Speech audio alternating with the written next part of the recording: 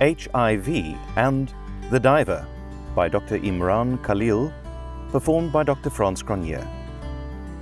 Although HIV-positive divers can enjoy the sport, there are potential risks and considerations to take into account.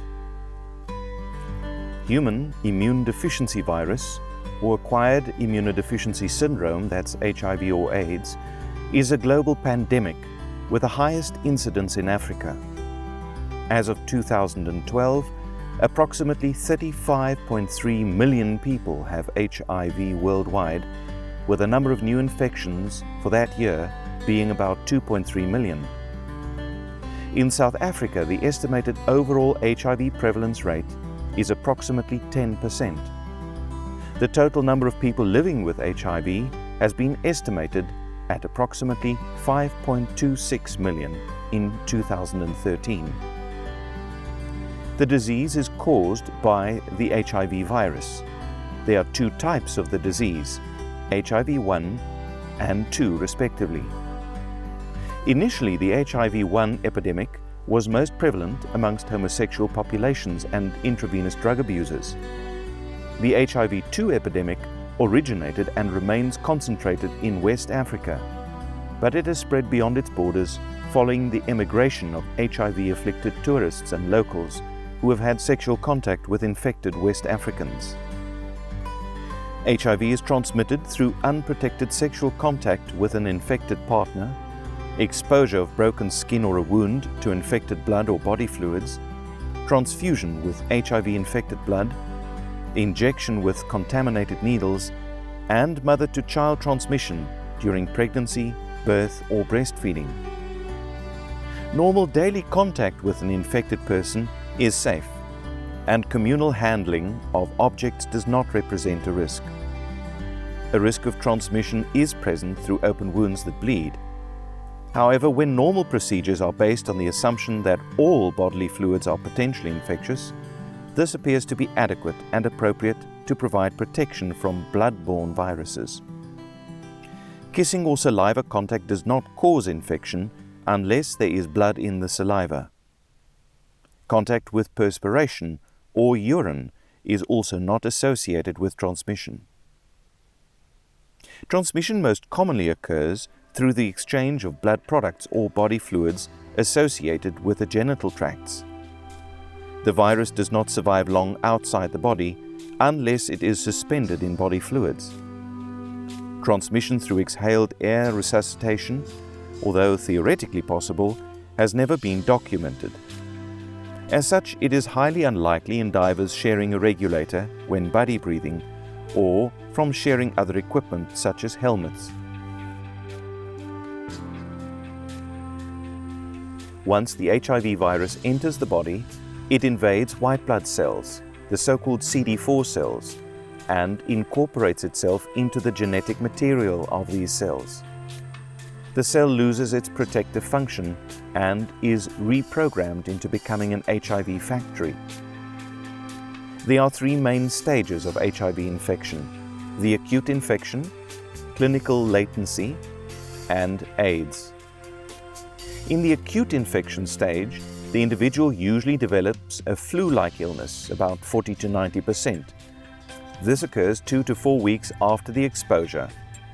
Others may have no symptoms.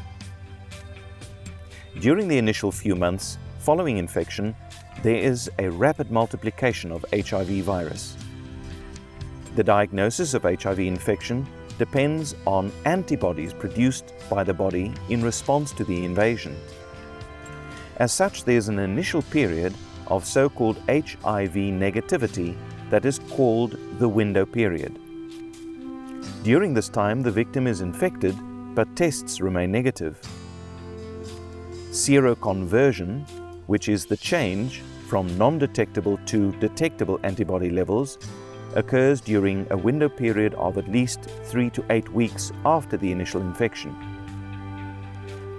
Only after about 6 weeks will a person convert to being HIV positive on testing a blood sample, urine, or saliva.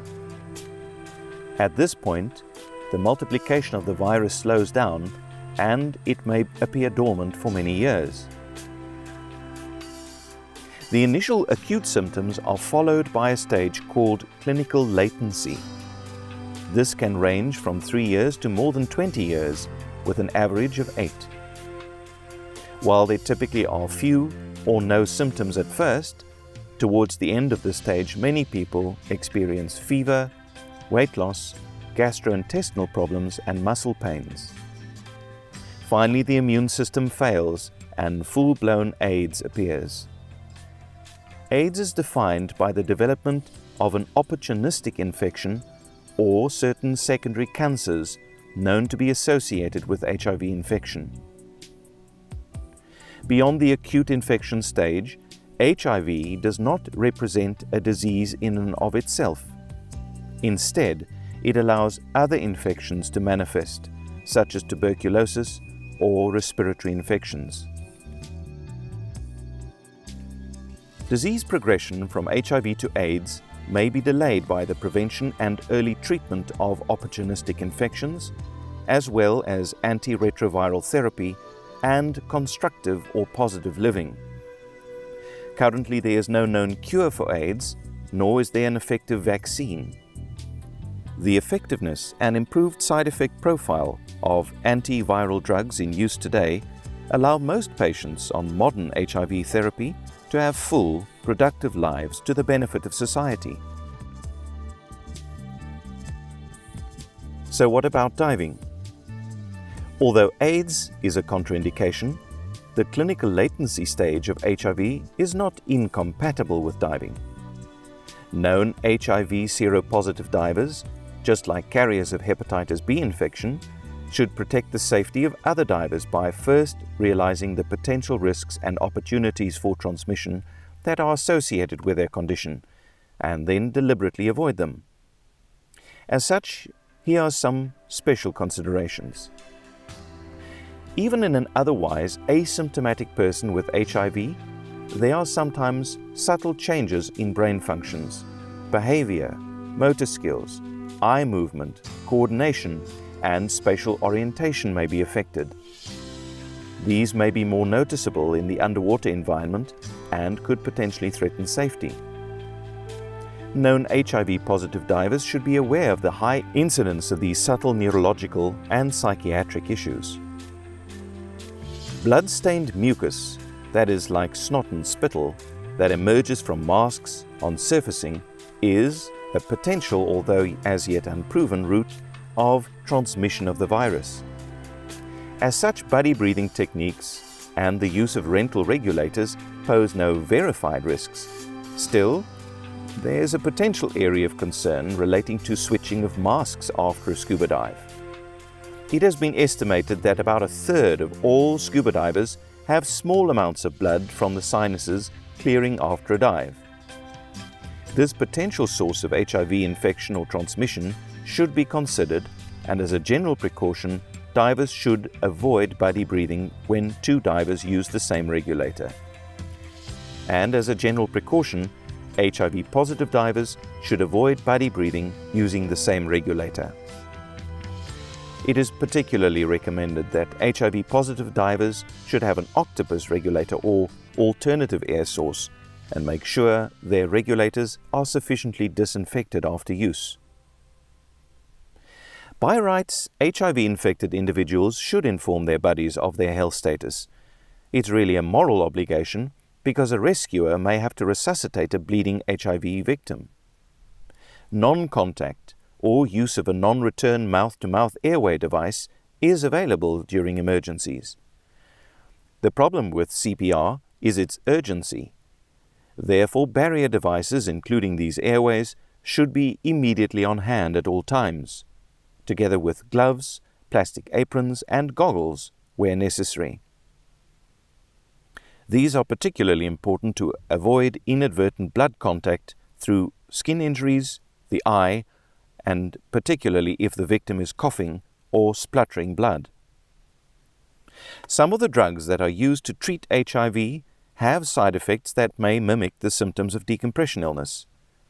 These include tingling in the extremities, aches in muscles and joint pains, which may cause diagnostic confusion if DCS is suspected. These symptoms can occur as part of HIV and AIDS.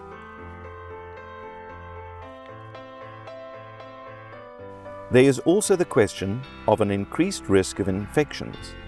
Venomous marine creatures are no respecters of persons, and a compromised immune system may lead to long-term recovery or exacerbated illnesses. Many potential problems do not seem to have materialized in individuals with HIV that are controlled on antiviral medication. An HIV-positive status therefore does not represent a contraindication to work as a diver, including a saturation diver. There is no data suggesting that this imposes a risk to the other diving personnel. Reassessment of fitness must be carried out if secondary problems arise. The Diving Medical Advisory Committee, or DMAC, has published a general guidance document, DMAC 18 Revised, which addresses the issue of HIV infection and AIDS in commercial diving.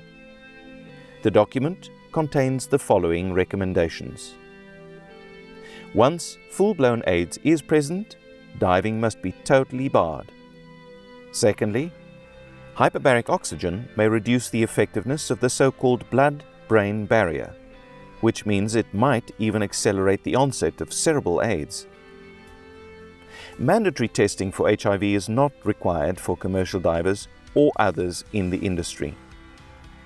In South Africa, the Employment Equity Act, Section 7, states that medical testing of an employee is prohibited unless legislation permits or requires the testing, or such testing is an inherent requirement for the job.